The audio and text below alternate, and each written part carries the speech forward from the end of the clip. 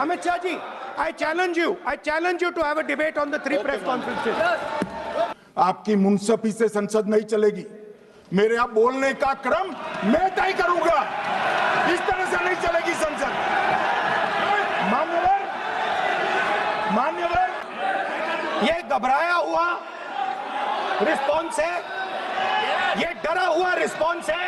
अब सुनिए पूरी बात, प्लीज मानिए। नो, सच्चा रिस्पॉन्स नहीं है।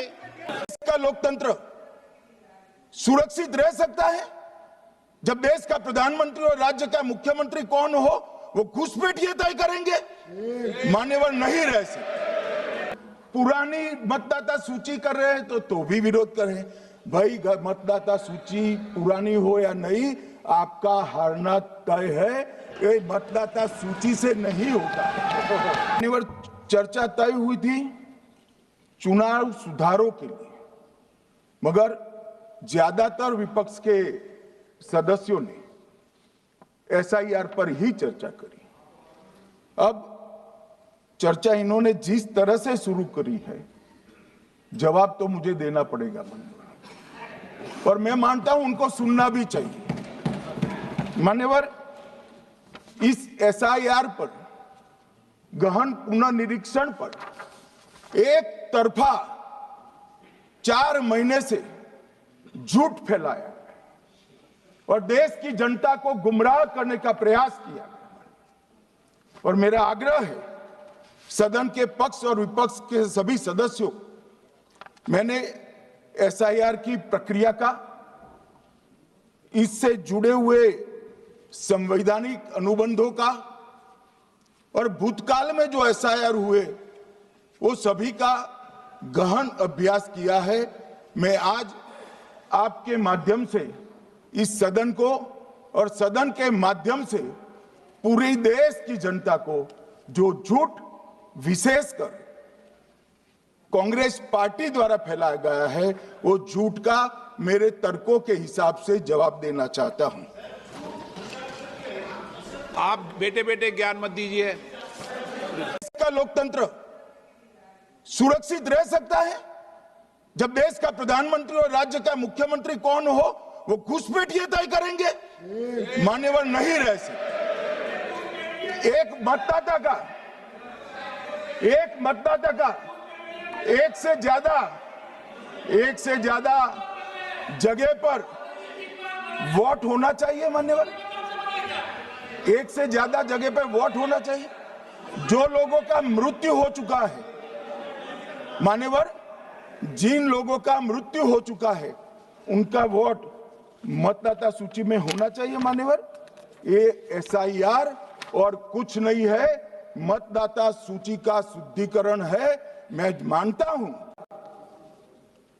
राहुल गांधी जी ने 5 नवंबर 2025 को एक प्रेस कॉन्फ्रेंस में परमाणु बम फोड़ा।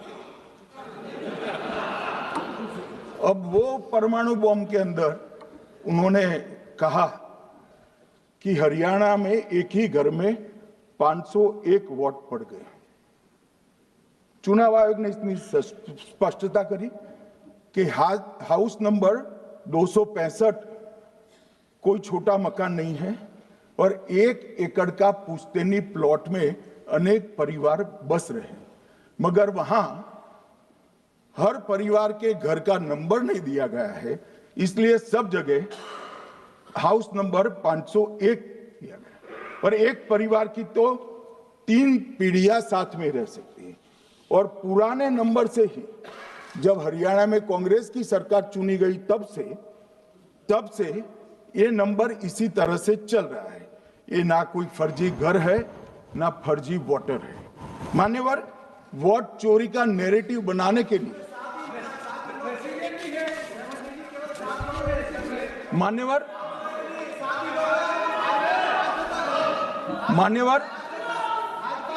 बिहार में भी मेरा भाषण पूरा हो जाने दो।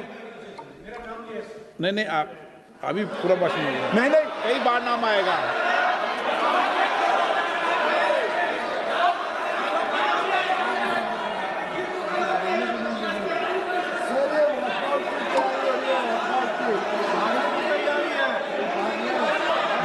सदस्य एक मिनट। मान्यवर, मेरा विपक्ष के नेता से एक निवेदन है कि 2 मिनट सुन ले मुझे, बाद में उनको बोलने का मौका दीजिए। मान्यवर 2 मिनट। मान्यवर, मेरा आपसे विनम्र, इसको सुधार करना चाहिए। तो भाई गहन पुनर्निरीक्षण क्या है, SIR क्या है, मतदाता सूची का सुधार करने की प्रक्रिया है, और वो कर रहे हैं तो भी विरोध कर रहे हैं। पुरानी मतदाता सूची कर रहे हैं तो भी विरोध कर रहे हैं। भाई मतदाता सूची पुरानी हो या नहीं, आपका हारना तय है। ये मतदाता सूची से नहीं होगा। मान्यवर, वोट चोरी किसको कहते हैं वो मैं बताना चाहता हूं। और हमारे यहाँ कुछ परिवार ऐसे हैं जो पूछते नहीं, वोट चोरी करते। अच्छा बोलिए आप। हाँ बोले आप बोले। हाँ बोले आप बोले। स्पीकर सर, मेरा कल एक सवाल था। जो हिंदुस्तान के इतिहास में पहली बार डिसीजन लिया गया कि इलेक्शन कमीशन को, इलेक्शन कमिश्नर्स को फुल फुल इम्यूनिटी दी जाएगी। ठीक है, ये है ना, इसका जवाब इसका पीठ में खत्म नहीं किया सर। इसके पीछे जो थिंकिंग थी वो हमें सबसे पहले बताएं। ठीक है। दूसरी बात, नहीं हरियाणा की जहां इन्होंने बात की, इन्होंने एक उदाहरण लिया, वहां पर अनेक उदाहरण हैं। वो भी आपने दिया था ना, 19 वो भी आपने दिया था, इसलिए दिया वो भी। 19 लाख वहां पे फेक लोग, वो उदाहरण आपने दिया था, इसलिए उसका जवाब दिया। और ये भी हमें बता दीजिए, actually let us have a debate on my press conference. Let us go. Let us have very good idea. Let us have a debate on my press conference. Okay. Amit Shah ji, I challenge you to have a debate on the 3 press conferences. Please माननीय गृह मंत्री जी। और संसद में जनप्रतिनिधि के रूप में चुनकर आता हूं। मुझे लंबा अनुभव है संसदीय प्रणाली का। विपक्ष के नेता महोदय कहते हैं कि पहले मेरी बात का आप जवाब दीजिए, मैं सुनना चाहता हूं। आपकी मुनसफी से संसद नहीं चलेगी। मेरे यहाँ बोलने का क्रम मैं तय करूंगा। इस तरह से नहीं चलेगी संसद।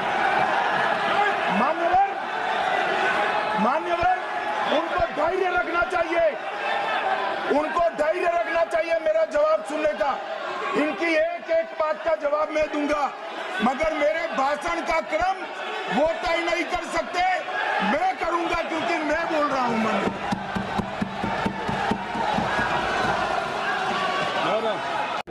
आपने अगर अमित शाह जी का रिस्पांस देखा तो ये कंप्लीटली डिफेंसिव रिस्पांस है।